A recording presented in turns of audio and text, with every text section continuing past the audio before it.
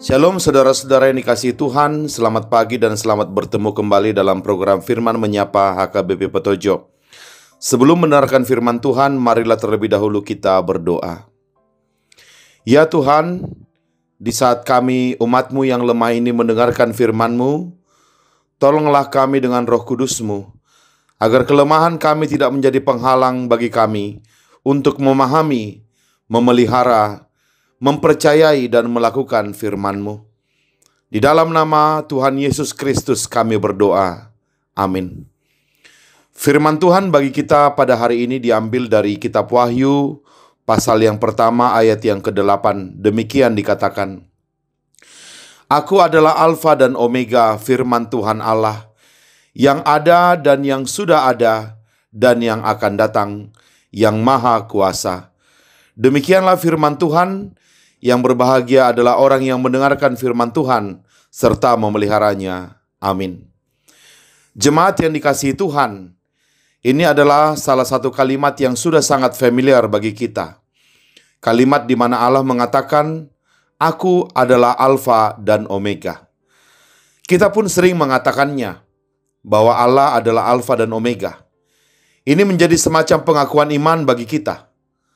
Tetapi, apakah kita sudah memahami konsekuensinya jika kita mengatakan bahwa Allah adalah Alfa dan Omega? Janganlah kiranya ini hanya sekedar menjadi ucapan saja yang tidak berdampak apa-apa dalam kehidupan kita.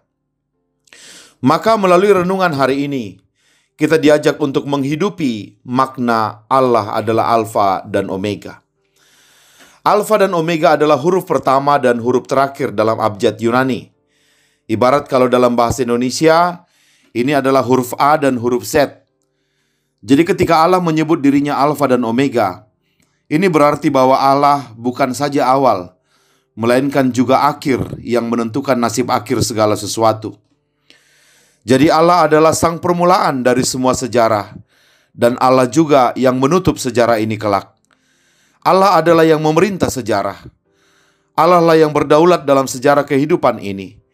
Kalimat ini sangat penting bagi jemaat Kristen mula-mula yang pada saat itu sedang dianiaya oleh pemerintah Romawi yang sangat kejam. Mengapa sangat penting? Karena jemaat mula-mula waktu itu sepertinya tidak melihat Allah yang berdaulat. Mereka lebih melihat kaisar-kaisar Romawi yang kejam itu yang lebih berdaulat dan yang menentukan perjalanan sejarah umat manusia. Yang menguasai sejarah sepertinya adalah para antikristus, bukan Sang Kristus. Maka untuk menjawab keraguan itulah Allah memperkenalkan dirinya kepada jemaat mula-mula tersebut sebagai Alfa dan Omega, sebagai yang pertama dan yang terakhir, yang maha kuasa. Nah, apa aplikasi dari pengakuan ini kepada kita yang hidup pada masa sekarang ini? Kalimat Allah adalah Alfa dan Omega hendak menegaskan kepada kita bahwa Allah lah yang memulai segalanya. Allah juga yang bekerja di tengah-tengah. Dan Allah yang sama itu pula yang akan mengakhiri dan yang menyempurnakan segalanya. Jadi kita ini sebenarnya cuma tamu saja. Allah yang memulai keluarga kita. Allah pula yang sedang bekerja di tengah keluarga kita. Dan Allah pula yang akan terus berkarya menuntun perjalanan keluarga kita sampai kesudahannya, bahkan jauh setelah kita meninggal nanti.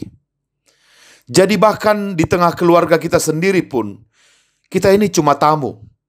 Jangan pernah merasa bahwa kitalah yang memulai keluarga kita, dan kita yang sedang berjuang untuk keluarga kita, dan kita juga berpikir tanpa diri kita, keluarga kita tidak akan bisa survive. Tidak, saudara-saudara. Bukan kita yang memulai keluarga kita. Kalau kita percaya Allah adalah Alfa, maka konsekuensinya dialah yang memulai keluarga kita. Bahkan dia yang menentukan akhir perjalanan keluarga kita. Bahkan setelah kita tiada pun, dia yang tetap meneruskan perjalanan keluarga kita sampai kepada kesudahannya. Sekali lagi, kita ini cuma tamu, bahkan di tengah perjalanan keluarga kita sendiri. Hal yang sama juga terjadi di gereja kita. Banyak orang mengklaim bahwa dirinya lah Alfa di gerejanya. Ini dipertegas dengan istilah siswan bulu. Banyak orang dengan percaya dirinya mengatakan bahwa dialah yang mendirikan gereja itu. Ini sama sekali tidak sesuai dengan pengakuan kalau Allah adalah Alfa dan Omega. Jika kita mengaku bahwa Allah adalah Alfa dan Omega, maka kita tidak akan pernah berani mengatakan kitalah pendiri gereja, atau kita adalah pendiri punguan, atau pendiri apapun. Sebaliknya kita akan dengan rendah hati mengatakan bahwa Allah lah yang mendirikan segala sesuatu. Dan di sisi lain, banyak juga orang yang sebaliknya melihat dirinya Omega. Dia merasa bahwa tanpa dirinya, gereja atau punguan atau keluarganya tidak akan bisa bertahan. Tanpa dirinya semua akan hancur. Sehingga dia tidak pernah bisa mempercayakan pelayanannya, pekerjaannya, atau apapun itu untuk diteruskan orang lain. Dia selalu merasa dia yang beres dan orang lain masih belum beres atau kurang beres. Tidak, saudara-saudara. Ungkapan iman bahwa Allah adalah Alfa dan Omega juga menegaskan bahwa Allah lah yang akan mengakhirinya. Allah lah yang akan mengakhiri segala sesuatu. Bahkan jauh setelah kita tidak ada, gereja kita akan tetap ada. Keluarga kita akan tetap ada. Punguan kita akan tetap ada. Karena apa? Karena Allah yang dulu memulainya. Juga Allah yang sedang bekerja untuk menjaganya tetap ada. Dan Allah itu jugalah yang akan menutupnya kelak. Maka berhentilah beranggapan bahwa tanpa kita semuanya akan berantakan. Tidak. Tanpa kita, semua akan baik-baik saja. Dan tetap akan ada seperti itu. Karena bukan kita pengendalinya, melainkan Allah lah yang akan mengendalikan semuanya. Maka, kalaupun kita sedang menerima sebuah tugas baru, janganlah terlalu takut. Sebab jauh sebelum kita, Allah sudah memulainya untuk kita. Tetapi kalaupun kita sedang mengerjakan segala sesuatu tugas pelayanan, jangan mendewakan diri. Kerjakanlah itu sebaik-baiknya, sambil melihat waktu terbaik untuk mundur dan membiarkan orang lain meneruskan apa yang sudah kita kerjakan. Sebab Allah lah yang sesungguhnya sedang melanjutkan itu melalui orang lain. Sebagaimana Allah pernah memakai kita, demikian juga Dia akan memakai orang lain dengan caranya sendiri. Ingat saudara-saudara, kita cuma tamu saja di dunia ini.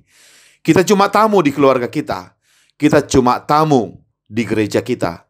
Allah lah Alfa dan Omega. Tetapi ketika disebut Allah adalah Alfa dan Omega, ini juga berarti bahwa Dia juga yang ada di tengah-tengah. Allah adalah Alfa dan Omega, sekaligus juga beta, delta, gamma, dan seterusnya. Jadi Allah ada di awal, di akhir, dan bahkan terutama di tengah perjalanan hidup kita. Allah bukan seperti tukang jam, yang setelah membuat jam, kemudian membiarkan jam itu berputar sendiri. Tidak, Allah tidak seperti itu. Allah menciptakan dunia ini, tetapi Dia juga yang berkuasa mengendalikan dunia ini. Allah ada di awal dan di akhir, tapi terlebih lagi Dia ada di tengah-tengah. Itu sebabnya, jangan kita cuma berdoa di awal pekerjaan kita, atau kemudian berdoa ketika mengakhiri pekerjaan kita. Di awal dan di akhir kita sudah menghadap Allah.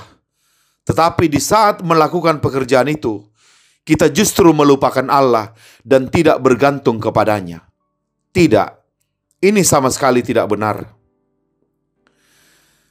Mari kita memulai pekerjaan kita bersama Allah dan mengakhirinya juga bersama dengan Allah. Tetapi yang terutama lagi, mari kita melakukan pekerjaan kita bersama-sama dengan Dia. Sebab Dia adalah awal dan akhir, dan juga sekaligus di tengah-tengah yang awal dan yang akhir itu. Dan terakhir, ketika Allah menyebut dirinya adalah Alfa dan Omega, maka Allah memastikan Dia akan senantiasa mengingat kita dan mengasihi kita.